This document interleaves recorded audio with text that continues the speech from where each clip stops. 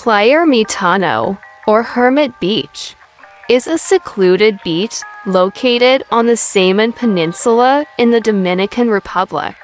It is known for its crystal-clear turquoise waters, white sand beaches, and lush palm trees. The beach can only be reached by boat, which makes it a perfect destination for those looking to escape the crowds and enjoy a truly relaxing beach experience. Playa Ermitaño, Dominican Republic opens in a new window. Playa Ermitaño is a popular spot for swimming, sunbathing, and snorkeling. In addition to its natural beauty, Playa Ermitaño is also steeped in history. According to legend, the beach was once home to a hermit who lived in a cave overlooking the water.